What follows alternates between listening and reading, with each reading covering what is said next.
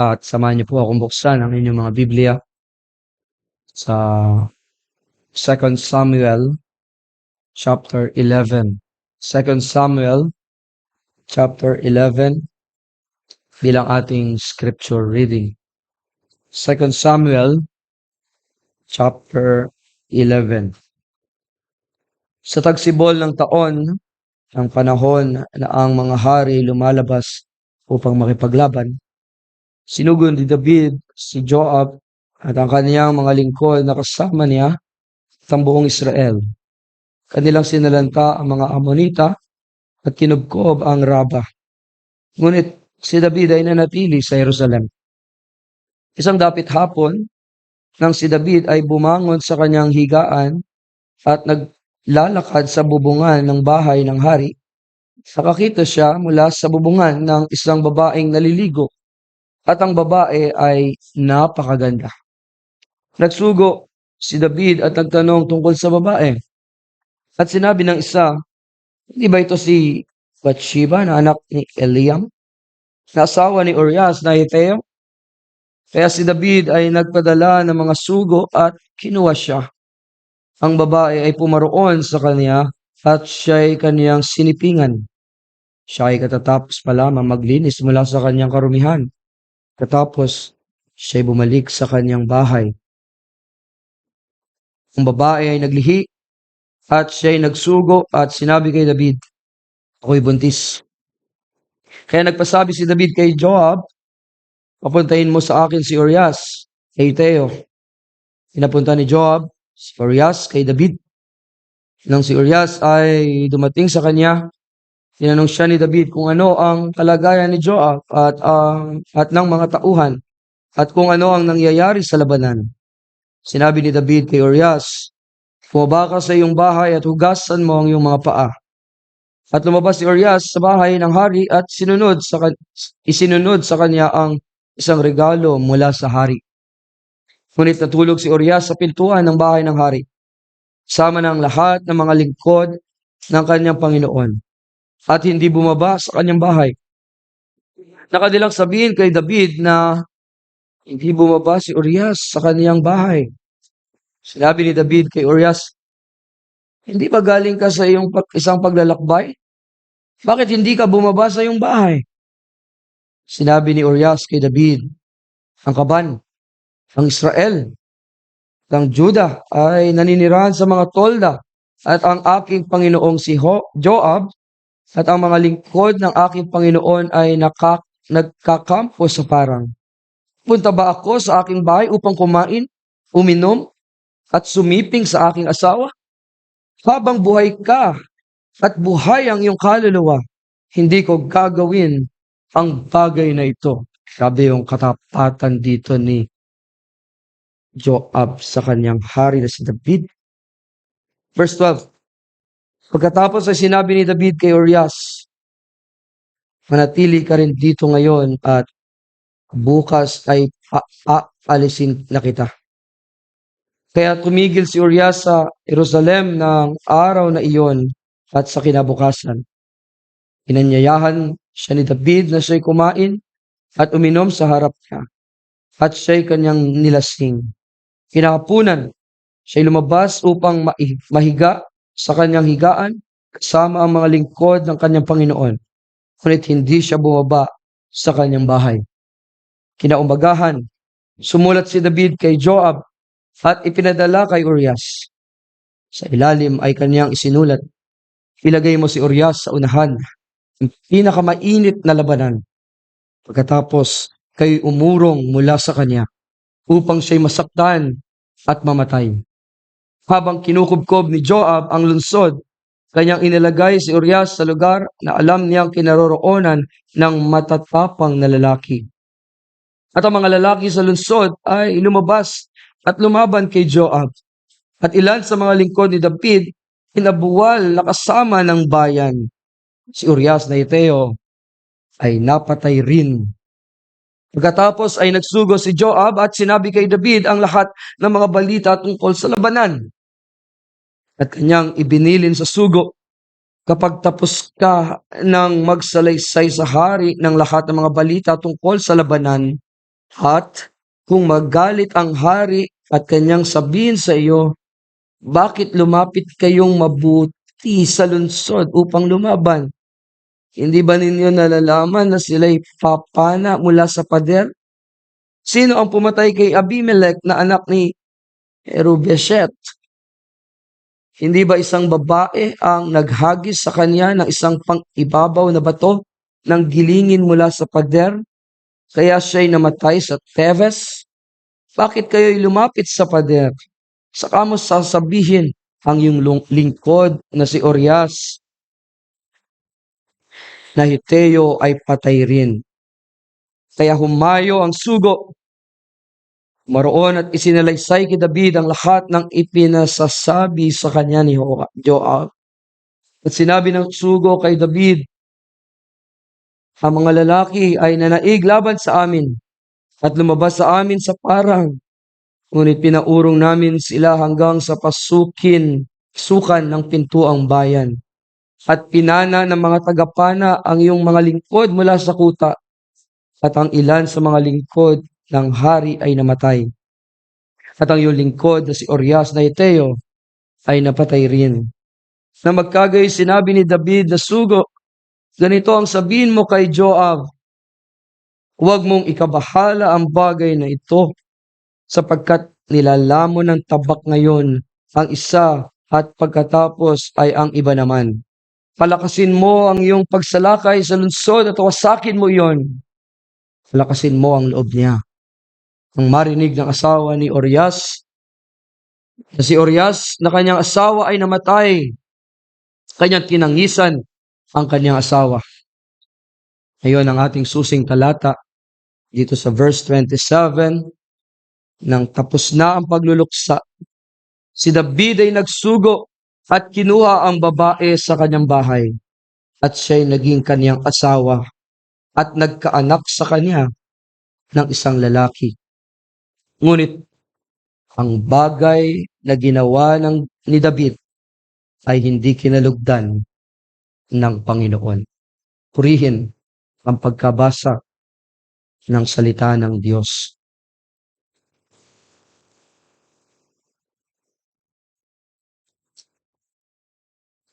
Mga minamahal na kapatid, sa ating Panginoong Hesukristo, sa ating susing talata o sa ating key text, ipinakita riyan ang ilang mga hakbang na ginawa ni David upang kanyang itago ang kanyang mga kasalanan. At kakabasa lang natin, ginawa niya ay nagpadala siya ng isang sulat kay Joab, ang kanyang commander, na nag-uutos na ilagay si Urias o Uriah sa pinakadelikadong posisyon sa unang hanay ng labanan. Ito ay isang paraan upang maalis si Uriah sa eksena o sa lugar kung saan maaaring malaman ang kanyang mga kasalanan o yung kanyang ginawang kasalanan. At dito'y nakita natin na nagplano si David na ipagtagpo si Uriah at ang kanyang asawa na si Bathsheba, sa pag-asang magkakaroon sila ng pagtatalik o intercourse. Sa pamamagitan nito, maaaring magkaroon ng pag-aakalang ang bata ay kay Uriah. At hindi malaman ng iba na ang ama nito, na ang pinaglilihi na ang ama nito ay si David. Ang mga hakbang na ito, mga kapatid, ay nagpapakita ng mga desperadong hakbang o aksyon ni David upang kanyang takpan o at least kanyang maitago ang kanyang mga kasalanan. Subalit, hindi nagtagumpay ang kaniyang mga pagsisikap na ito dahil alam ito ng Diyos at mabubunyag pa rin ang katotohanan. Walang natatago na di malalantad at walang lihim na di mabubunyag. Now, anong sabi ng ating text? Ang bagay na ginawa ni David ay hindi kinalugdan ng Panginoon. Dito natin nakuha ang ating paksa na ang Diyos ay hindi nalulugod sa kasalanan. At nawa ay ating maintindihan sa tulong ng kaniyang banal na espiritu, ang banal na espiritu ng Diyos. Itong ating ginawang dalawang punto. Ang una, ang pagbagsak ni David. Ang pagbagsak ni David. Pangalawa, ang mapanlinlang na tukso ng pangangalo niya. Ang mapanlinlang na tukso ng pangangalo niya.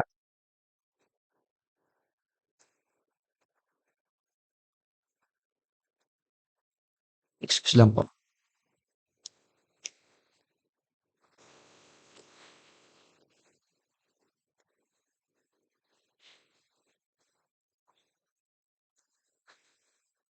Tignan natin ang ating unang punto. Ang pagbagsak ni David. Makikita natin ang pagbagsak ni David sa kasalanan ng kaniyang ginawa. Sa kwento, nangyari ito noong panahon ng paglabas ng mga hari at sa pakikipagbaka o pakikipaglaban. Sinugo ni David si Joab at ang mga kasama nito upang labanan at lipulin ang mga anak ni Ammon sa Raba. Ngunit sa halip na sumama si David sa labanan, nanatili siya sa Jerusalem. Siguro, dahil gusto niyang mapahinga. Sa kinahapunan, nagising siya mula sa kanyang higaan at naglakad sa bubungan ng kanyang bahay.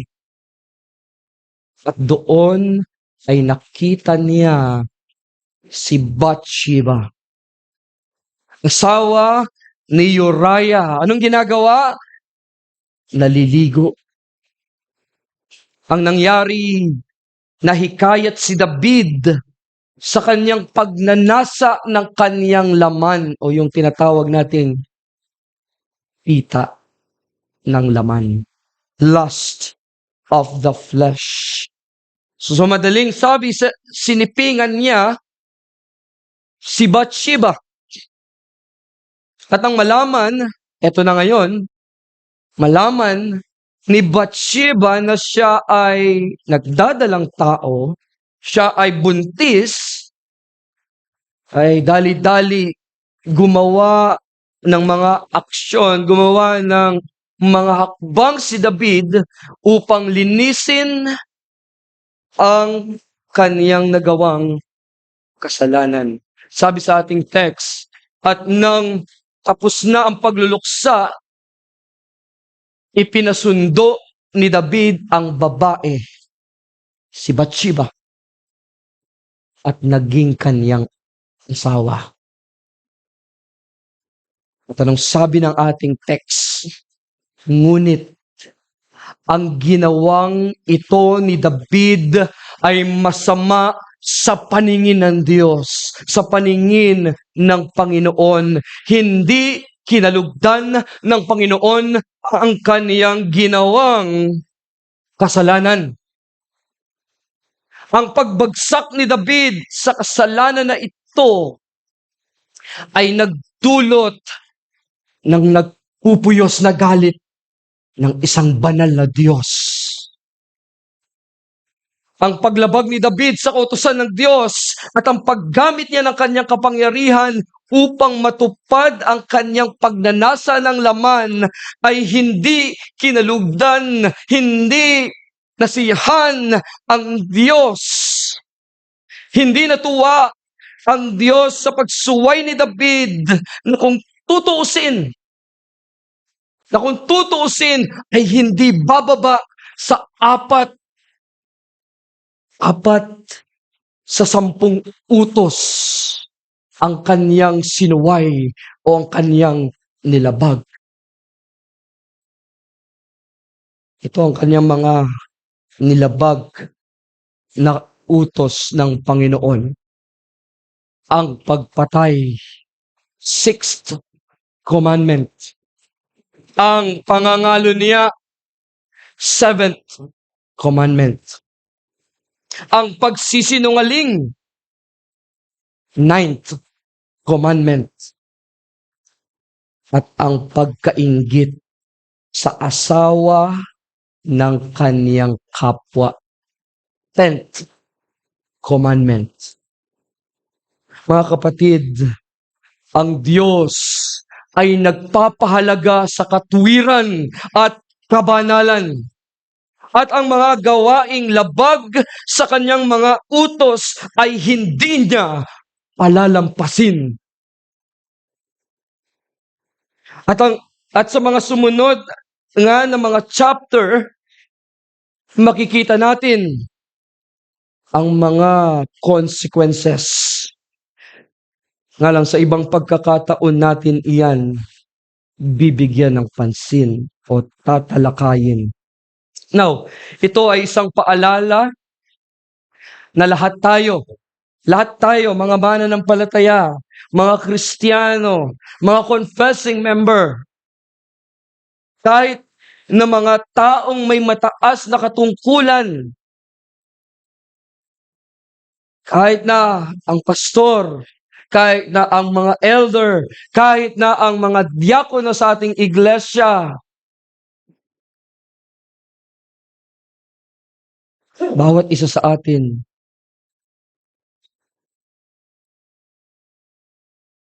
kahit na mga taong may mataas na katungkulan tulad ni David, ay hindi perpekto at maaaring magkasala, maaaring magkamali. Sa panahon ngayon, di maitatanggi sa social media, sa internet, marami kang makikitang malaswa. Ilang tick o pindot lang sa iyong cellphone, dadalin ka na sa pornography. May application din pala na ang laman ay malalaswa. Pakitanggal, kunin niyo iyan. Nilalapit lang natin sa tukso ang ating mga sarili at ang dulo. Tayo'y babagsak sa pagkakasala. In fact, mabigat sa New Testament. Sabi, tumingin ka lang. Lalaki, pati babae, tumingin ka lang nang may pagnanasa sa iyong kapwa ay nagkakasala ka na ng pangangalo niya sa iyong puso. Yan ang saysay ng ating Panginoong Hesukristo, hindi ba?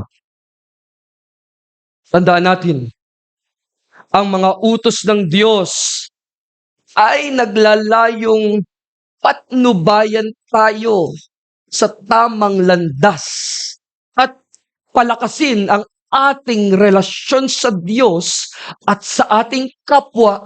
Kaya nga, kada Lord's Day, binabanggit iyan dahil araw-araw, pagkatapos nito, Monday, Tuesday, Wednesday, hanggang Sabado, alalahanin mong palagi ang kautusan, ang mga kautusan ng Diyos, gabay iyan sa iyong landas upang mapalakas ang iyong relasyon sa Diyos at sa iyong kapwa. Mahalaga rin na ating matandaan na ang Diyos ay mapagpatawad at handang tanggapin tayo kapag tunay tayong humingi ng kapatawaran sa Kanya. Sabi ng 1 John chapter 1 verse 9, kung ipinahahayag natin ang ating mga kasalanan, siya ay tapat at banal na tayo ay patatawarin sa lahat ng ating mga kasalanan at tayo lilinisin sa lahat ng kalikuan. Oo, ang pagkakasala ni David ay nagdulot ng mga kahihinatnan. Nagdulot ng mga consequences sa kanyang buhay. Ngunit sa pamamagitan ng kanyang tunay na pagsisisi at pananampalataya, siya ay nagkaroon ng pagkakataon na maibalik, na ma-restore ang kanyang ugnayan, ang kanyang relasyon sa Diyos.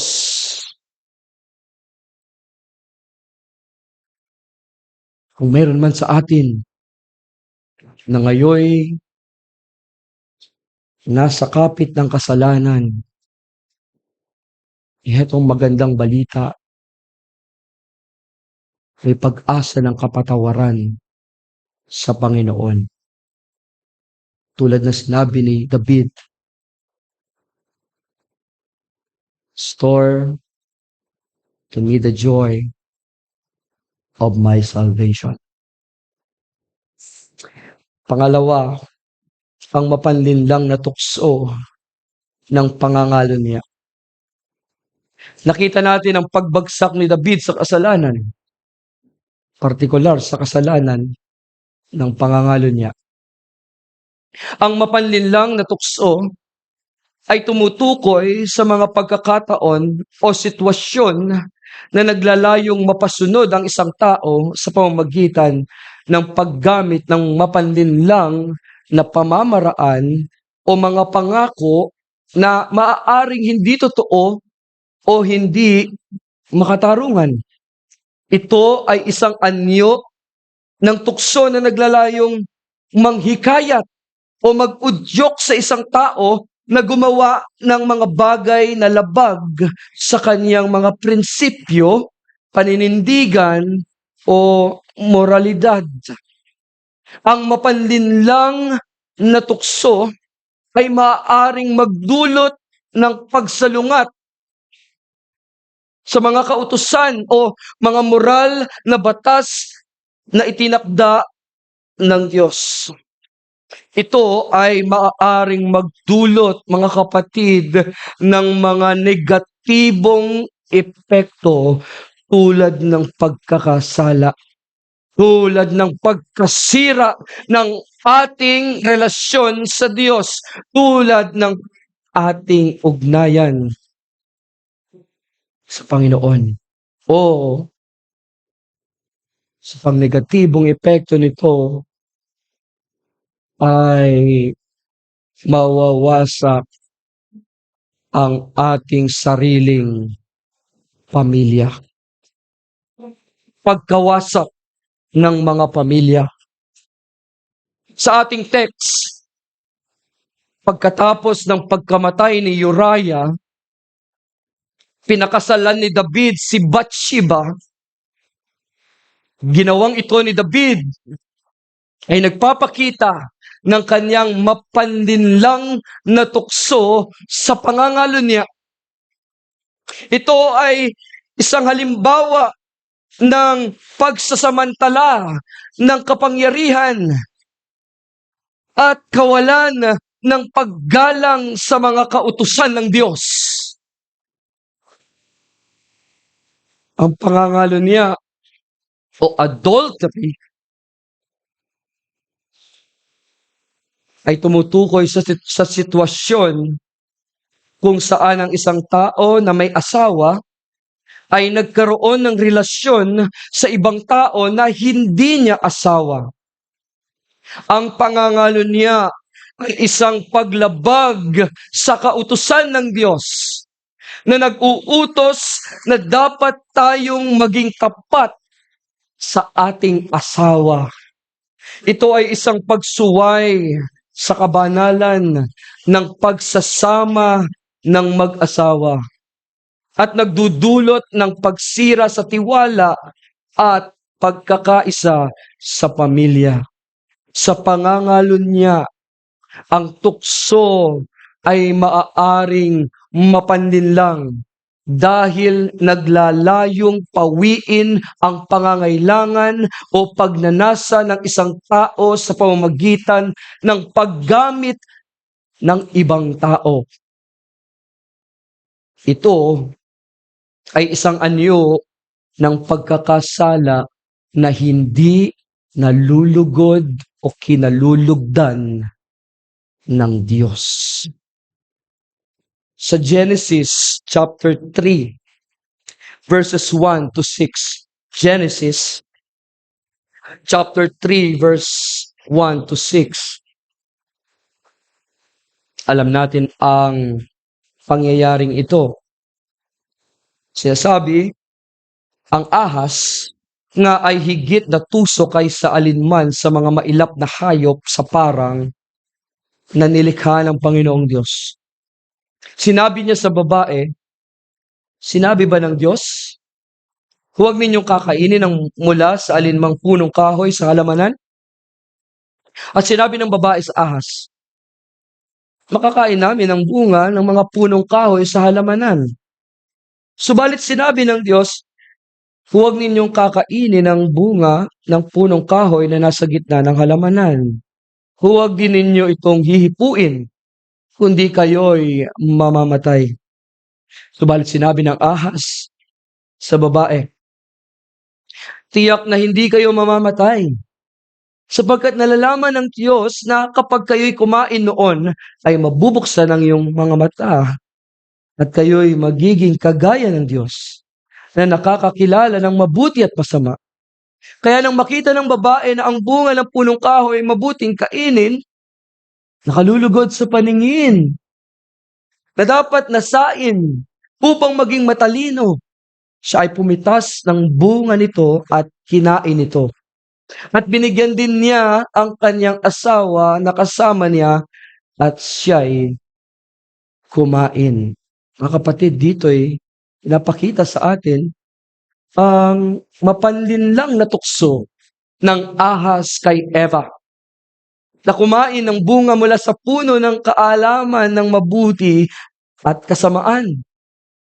Pansinin ninyo, sa simula, ang ahas ay nagtanong kung bakit hindi sila pinahihintulutan na kumain mula sa puno ng pagkaalam ng mabuti at masama.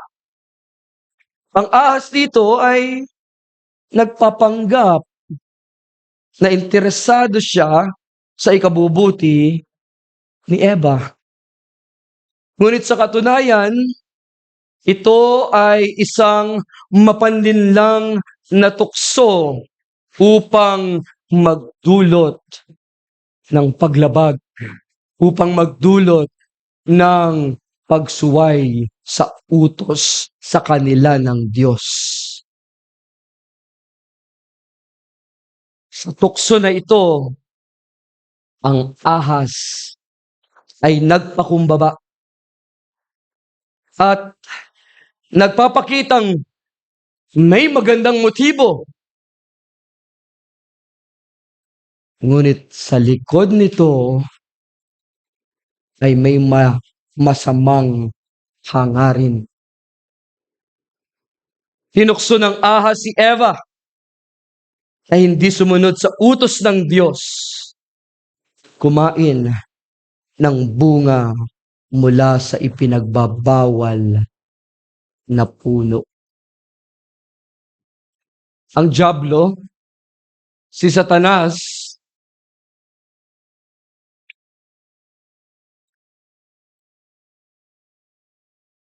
hindi niya ipapakita sa iyo ang kanyang baraha Hindi niya sasabihin sa iyo na may uod diyan sa bunga ng punong kahoy. Na may uod na nakatago doon sa bunga ng punong kahoy.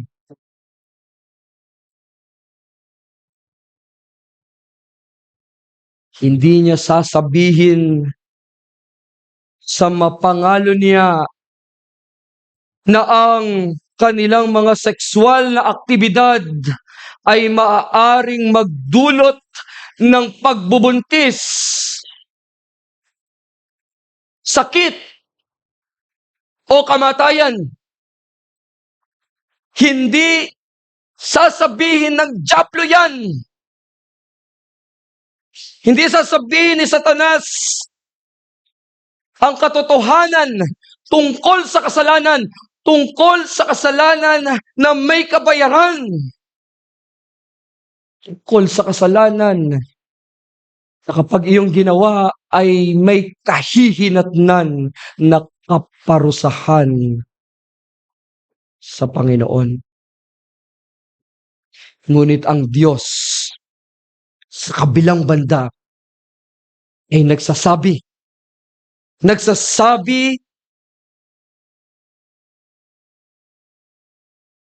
na masama,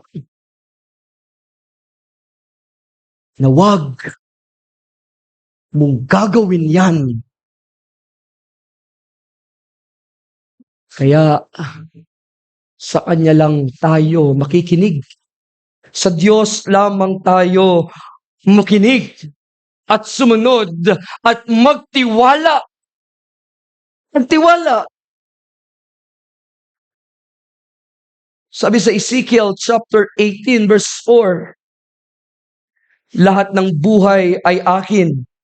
Ang buhay ng Ama at ng Anak ay akin. Ang kaluluwa na nagkakasala ay mamamatay. At ang sabi ng Romans 6 verse 23, sapagkat ang kabayaran ng kasalanan ay kamatayan. Ngunit ang kaloob ng Diyos na walang bayad ay buhay na walang hanggan kay Kristo Jesus na Panginoon natin. Kung iniisip mo na tapos na ang kwento ni David, doon sa verse 27, nagkakamali ka. Hindi pa tapos. Sa katunayan, ang totoo, simula pa lang yon. Hindi iiwanan ng Diyos. Makinig ka. Makinig tayo. Hindi iiwanan ng Diyos ang kaniyang mga minamahal na anak na nakakapit sa kasalanan o nabubuhay sa kasalanan.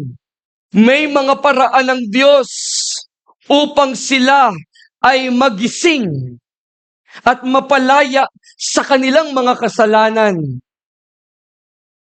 At iyon ang makikita natin na nangyari sa buhay ni David sa mga sumunod na mga chapter. Hindi ba? Diba sa chapter 12, sa 2 Samuel chapter 12, anong ginawa ng Diyos? Ipinadala ng Diyos si Prophet Nathan kay David upang ipahayag ang kanyang kasalanan at ipahayag ang hatol ng Diyos. Namulat si David eh. Nakuha ni David ang pagkaalam sa kanyang kasalanan. Nung malaman niya, sabi ni Nathan, ikaw ang taong yan. Dooy, nagpakumbaba siya.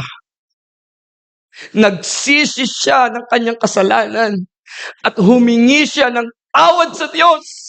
Humingi siya ng kapatawaran sa Diyos. Pahayag ni David sa verse 13, 2 Samuel chapter 12 verse 13, sabi niya, ako'y nagkasala laban sa Panginoon. pinagkasala sa Panginoon lamang. Para elaborate yan. Di ba sinabi niya, ang sabi niya sa Psalm chapter 51, verses 1 to 4, sabi niya, o nanalangin siya, maawa ka sa akin, O Diyos, ayon sa iyong tapat na pag-ibig, ayon sa iyong saganang katawan, ay pawiin mo ang aking loob. Hugasan mo ang aking lubos sa aking kasamaan. Linisin mo ang aking kasalanan sapagkat nakikilalakan ang mga pagsuway ko at ang aking kasalanan ay laging nasa harapan ko. Laban sa iyo lamang ako nagkasala at nakagawa ng kasamaan sa iyong paningin upang ikaw ay maging ganap sa iyong pagsasalita at walang dungis sa iyong paghatol. Dito'y kailangan ni David ng isang taong maaaring makakapawi o makakabura ng lahat niyang kasalanan. Ang taong iyon ay walang iba kundi ang ating Panginoong Jesucristo, ang tunay na kordero na namatay doon sa krus ng Kalbaryo para sa atin. At upang ang galit ng Diyos ay lumampas sa atin. Dito'y kailangan ni David ng isang taong lilikha ng may malinis na puso para sa kanya. At ang taong yun ay walang iba kundi ang ating Panginoong Jesucristo.